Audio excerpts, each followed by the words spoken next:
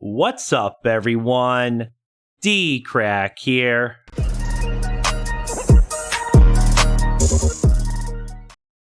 About to react to another video for you guys, and we're about to check out a new Mr. Nightmare video. It says 3 disturbing true horror stories, back with the classic Mr. Nightmare scary stories. I hope you guys enjoy these reactions because I enjoy Mr. Nightmare's videos. Also, if you're new to my channel, make sure and subscribe and click the bell.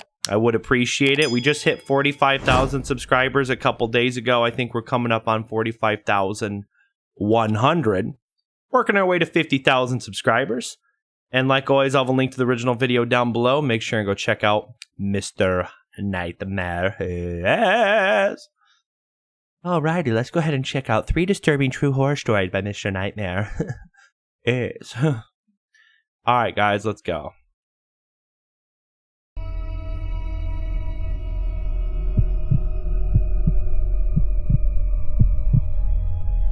This happened in October 2019. My friends and I were in the military at the time, stationed in Colorado. Gotta have some I coffee. heard about this haunted road called Riverdale Road from one of our friends that was originally from Colorado.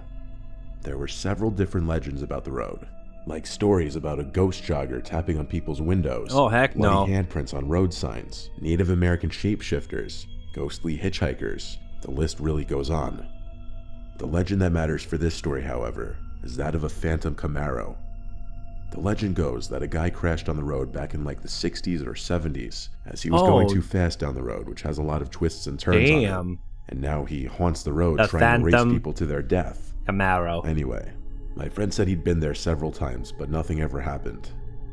With it being October and all, the rest of my friends and I really wanted to go so that we could maybe experience something spooky. So we all went super late on a Sunday night, like 1 in the morning, so it was technically Monday morning, I guess. Anyway, there were 5 of us, to include myself, all in one car. My friend, who was a Colorado native, said he went to high school with a guy who died on the road, and the guy had to cross somewhere along the road.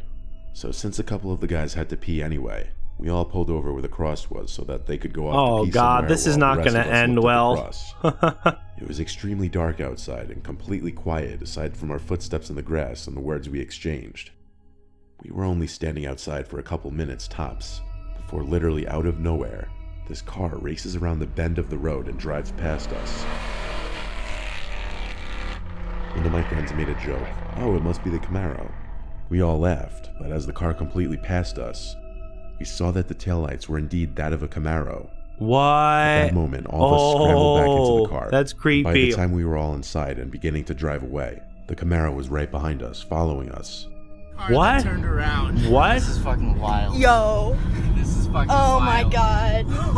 You guys scared? They So recorded died, it? That's dude. cool. It matched the description of the legend perfectly.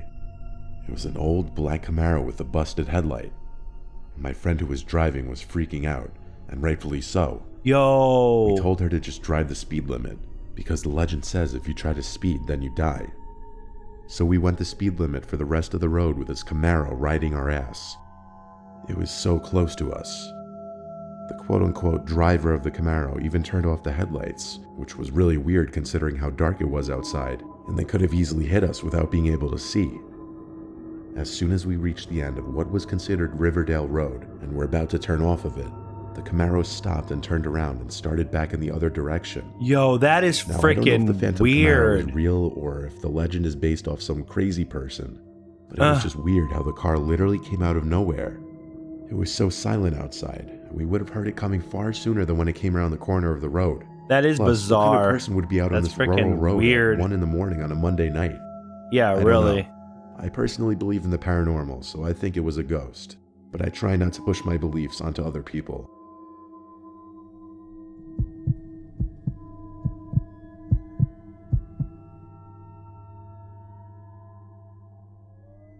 My name is Ben. This happened back in 2007 up in the high desert in California. Around this time, I'm sorry, but nothing ever good happens in the freaking desert. With Mr. Nightmare, whenever it starts with, I was in the Nevada or the Arizona desert. It never ends well. 138 was under long-term construction.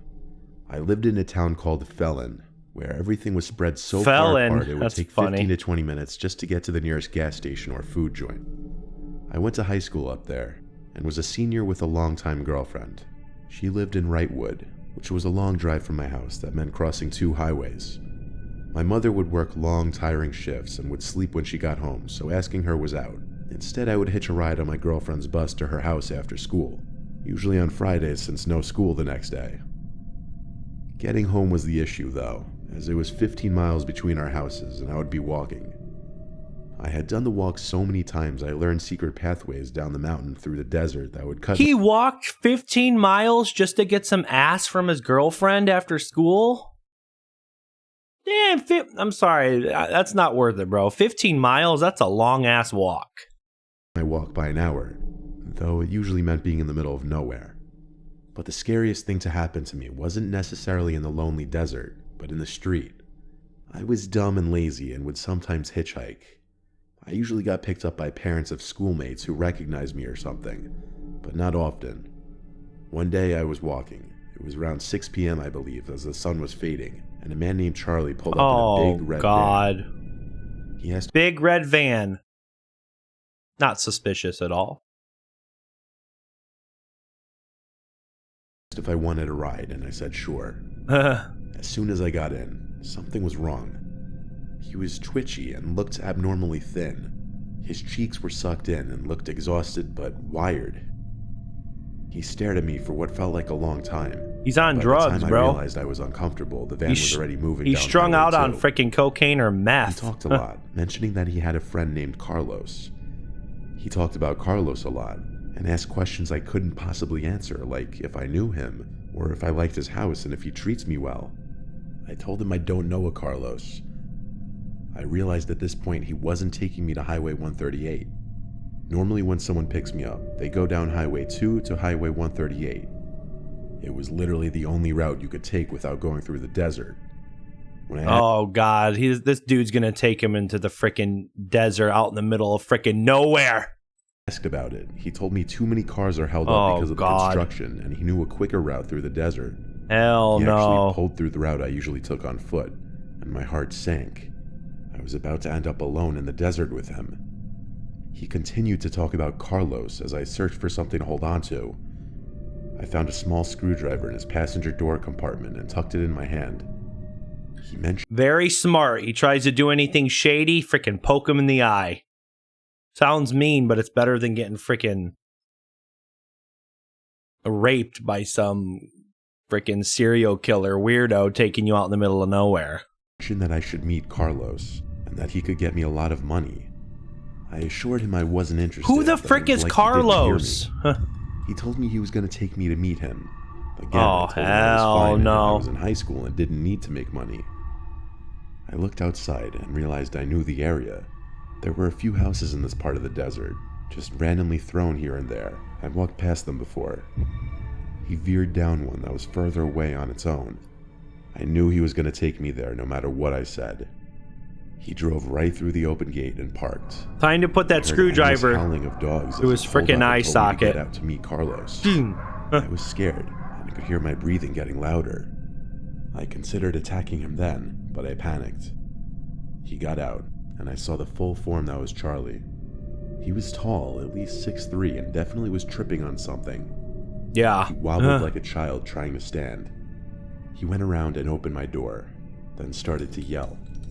The house was a 2-story house, built well. For a desert house, it was clean and crisp, not the scary, rundown places you'd imagine. An average height guy came out.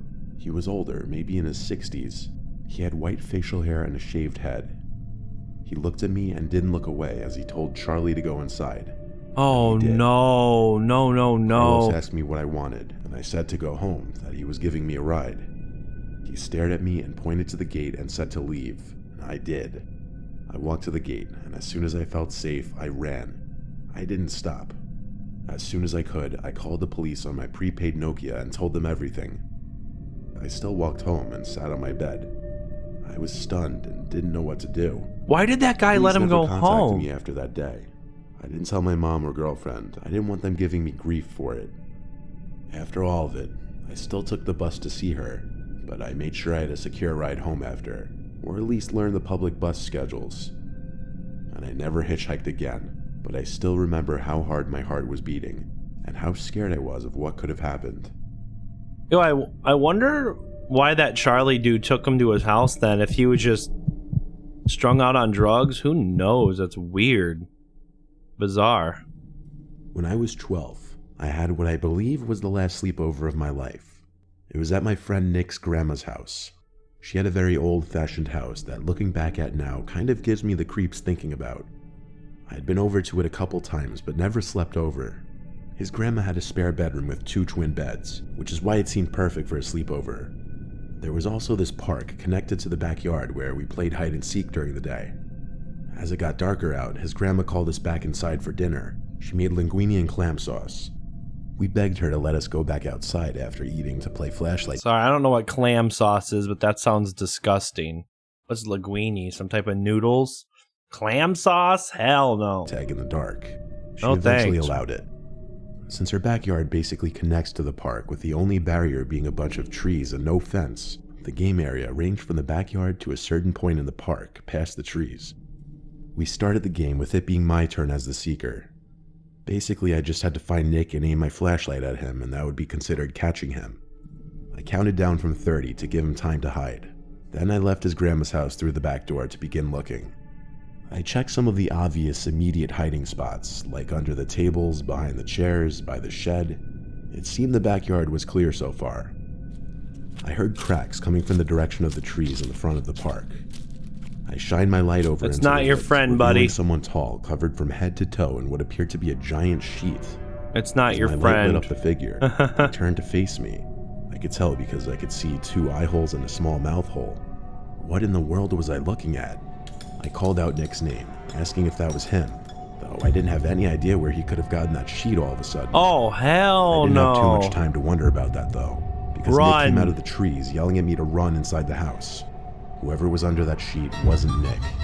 We rushed to tell his grandma, whose response was to lock all the doors. She comforted us, telling us we're safe inside. However, later that night, when the 2 of us were in the spare bedroom downstairs, Oh, both in our hell respective no, beds, no. laying awake at like midnight just talking, we heard a couple thumps coming from upstairs. We looked at each other and wondered if that could be his grandma, Oh, whose bedroom was no. upstairs after all. We figured that's what it probably was, forgot about it, and eventually fell asleep. The next morning, Nick's grandma knocked on the guest bedroom door and came in. It was like 8 in the morning, and she was asking us which of us opened the window in the other spare bedroom upstairs and let all the cold air in. We said neither of us, but she didn't believe us. So she had us follow her up to the bedroom. She seemed quite angry. She pointed at the wide open window. Still, we said neither of us did it. Then she went to the bed and asked, "What's this?" as she picked up a dirty-looking crumpled up sheet thrown on the bed. She smelt it and was taken aback by its apparently horrible smell. I said, "Wait," and asked her to lay the sheet flat on the bed. She did so. There was eye holes That's in when I it. saw the 3 holes Oh in the sheet. my the eye holes god. and the mouth hole. That's freaking creepy. That's when Nick and I knew and told her about the person in the trees under the sheet. She immediately had us leave the house with her to go next door, where she called the police. When the police showed up, 2 of them searched the house while my grandma stayed out front with a 3rd police officer. There was nobody found inside the house. Now let me guess, they didn't The method find of entry anything. was very Huh. easy to figure out.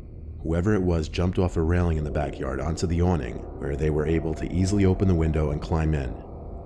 Nothing appeared to be stolen or broken. Thank God I didn't have to stay there another night, nor did Nick. In fact, his parents had his grandma stay with them for a few days just in case. I think the scariest part would be worrying that whoever it was never left the house, and that the police might have overlooked their hiding spot. What's up with these crazy ass people just doing freaking weird crap? Oh my gosh. Well, guys, I hope you enjoyed this reaction. 3 disturbing true horror stories by Mr. Nightmare. I did. Make sure and leave a like, leave a comment down below. And if you want to help support the channel and become a channel member, click the join button down below. But thanks for watching, guys, and I'll see you next time. Peace.